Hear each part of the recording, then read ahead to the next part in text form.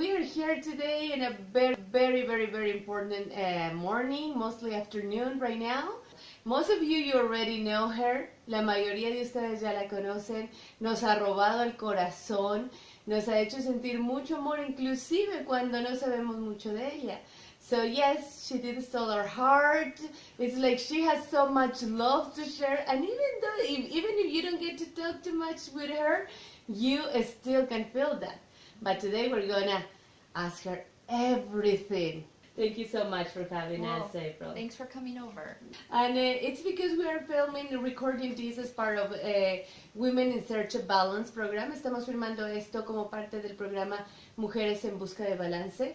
Porque la conocemos. We know you, April, as the professional, the amazing nutritionist. But behind that, there is this little one and another little one, two little beautiful girls. There is a home that she has to keep in balance with. There is a husband that also, she has to go through the same, all the stuff. So how long have you been married, April? My husband and I have been married since 2010, so we're working on 7 years. Wow, 7 years. Some people say that that's the key, right? 7 years? Yeah, I've heard that 7 years is a little tough, so we'll see how we make it. How we get along with that. So you met each other at your workplace at a hospital. So I did get married a little bit later in life. So I was 33 when my husband and I got married. So I was able to do my schooling before I got married and had kids, which I don't think is the only way to do it, but for me it worked out that way. So I went to school, went to graduate school, and got a master's degree, and then did my internship to become a dietitian. And then from there, I moved to California for a job, and ended up meeting my husband at work. So work, and then when it came along, it's a totally change when you get married, and then it's how do you actually found that balance to keep working and then still while you are building a new family? Well, I think you have to learn to compartmentalize a little bit. So when I'm at work, I have to focus on work, but then when I leave work, I have to leave work there and take care of my husband and my family and myself too. So you have to kind of learn to divide your time a little bit. And be in the moment where you are, Absolutely. At the place that you are at. Yeah, be mindful of what's going on at that moment.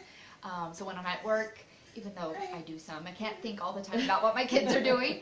And then when I'm here, I can't be thinking about all the things that I need to do at work. So you just have to learn to kind of know when to think about work and when to think about family.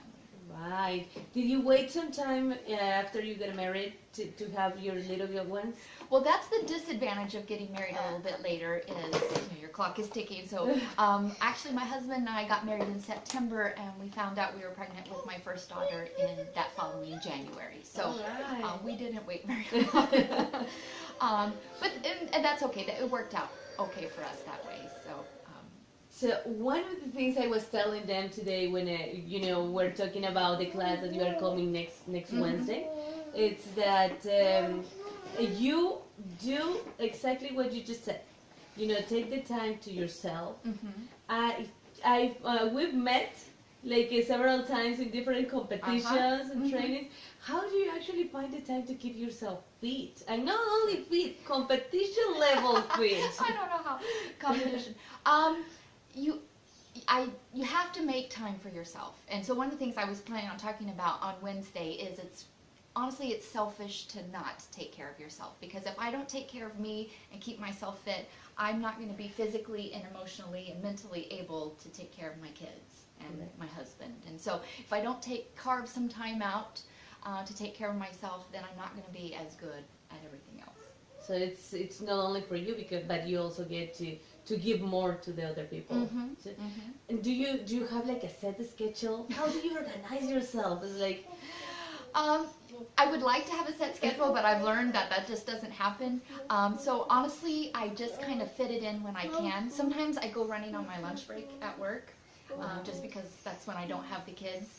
My girls are getting a little bit older now, so sometimes I'll take them running with me. So I have a stroller. My older one actually likes to run alongside me a little bit. So it's slower. I don't get to go as fast when I'm running with them, obviously, but I'm still getting exercise, and I think I'm teaching them an important lesson about exercise. And they follow along really good. Mm-hmm. Yeah. I've seen you like they already starting to go to competitions and trainings together. Yes. They did the kids triathlon? My oldest did, yeah. My oldest did the kids triathlon. Oh my God, how do you feel? Because she's following on your footsteps. I couldn't have been more proud. It was exciting, yeah. And the goal is for her and my youngest, for both my girls, to understand that exercise can be fun. So I don't want them to think of it as punishment or something they have to do so they can eat a donut. I want them to see the joy in exercise. All right. Do you share the same passion with your husband? He's also very active. He is. We both like to be active, but in a little bit different ways. My husband prefers to lift weights. He says he's only going to run if someone's chasing him. But I really think, because I don't do enough weights, he doesn't do enough cardio. So we help kind of encourage the other one to participate more in the other type of exercise. Because I really think, especially as you get older, you need both. You need strength training and you need aerobic exercise both. So we try to encourage the other to do it. And now, one of the things that we really don't like to talk about, nutrition. She is the expert. She's the one that has been teaching us for so much in our nutritional classes. Was it always that way? Were you always very disciplined on mindful of what you eat and stuff? No, I wasn't. In college, I was actually studying to be a dietitian. I did all kinds of crazy diets, cabbage soup diet, ABC, I don't know. They were just weird and unhealthy, and none of them worked very well. So I wasn't good at learning how to eat well. Luckily, through my training to become a dietitian, I think I've learned a little bit about balancing healthy eating. Many people think when you're a dietitian and when you are healthy that you never eat donuts and you never eat hamburgers. That is not true. We eat those sometimes. It's just we don't eat them all the time. All the time. So we balance it with healthy eating. Oh, that's awesome. Yeah. Sounds so simple. We're going to learn more about that. It's because also has to do with how you feel, right? Because sometimes we are too emotional that then we crave for that stuff that give us that sense of I need to feel better. Did you ever have that stuff that I don't feel good, I'm not worthy? Oh, sure. And how do you get out of there? I don't think there's one answer that's going to work for everybody. Unfortunately, I think a lot of girls and women experience that because starting at age 6, a lot of us start to learn that our self-worth isn't based on our brain or what we know. It's based on how we look. And so for example, in the magazines, a lot of the girls don't look like what, let's say, my young daughter thinks that she's going to look like. So we have to learn, our self-worth isn't all based on, I think it's important to take care of yourself and present yourself in a professional and a nice looking way, but that's not all you have to offer to society. You're smart, you take care of your children, you cook meals for your family, maybe you have a job that you are contributing to society. Those are all more important than how you look. How we teach young girls that, I don't know, but I don't know for sure, but I'm going to try with mine too. Teach them that they have value that goes beyond their physical appearance. Right. We've been telling about in the program is like if we, as moms, we really learn to love and take care of ourselves, our kids are going to follow our footsteps. Yes. I try very hard to never criticize myself in front of my kids. Let me see. So I never say, oh, I look fat, or oh, I need to lose weight. Even if I feel those things, I'm very mindful about not saying that in front of my girls because I even sometimes try to say, oh, don't I look good in these jeans? Even if I don't feel that way, I try to say that to them so they know that it's okay to feel good about yourself. Okay. And if I'm always body shaming myself, then they're going to feel like that's appropriate for them too. Right. What do you think, like, if I see April, Mhm. and I see a very beautiful, smart, fit person, woman, Mhm. but that has a very nice family, Mhm. and then with your kids, and you're also professional. Mhm. And what do you think that for you has been the key to actually get here? Because when you look at from the outside, sometimes you realize it's like, oh, that picture perfect. It's not perfect. Wait, wait. That's a lie.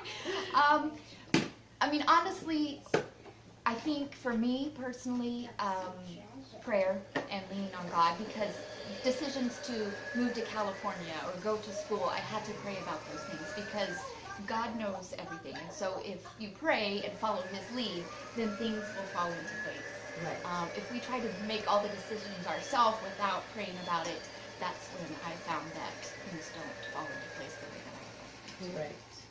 And we've heard it before. We just talked to Regina like a couple of weeks ago, and that's exactly what she said. Just pray over it, and then you keep moving. Yes. You keep moving. Mhm. And then just trust that you're going to be guided to the right Mhm. way, right path. Mhm. When you see because you do work with a lot of women, Mhm. and when you see our women, what's your vision for them as a community? That's a good question. I would like our community of ladies to know that we value them, that they are smart, that they can go back to school or go to school if they choose to do so, that they don't have to go back to school, that you could be a great member of society even if you're at home with your kids. I think that's a really important job too. But to value yourself, whether you're working in the workforce or you're working at home. I've been a stay-at-home mom for a short amount of time. That's a lot of work. So you guys are doing great. But to value yourself and to know that you're worthy. Right. Yeah. Thank you so much. Thank you, April. Thank you. I know that on a Wednesday, we're going to get to ask her a lot of stuff. We're going to talk about how important our relationships are, like to feed, to take care of, your relation with yourself, with your family, with your kids, with, your friends. How do you really want to develop those kind of relationships in order to make them grow? Sounds good. Thank you very much. Thank See you on again. Wednesday. Bye.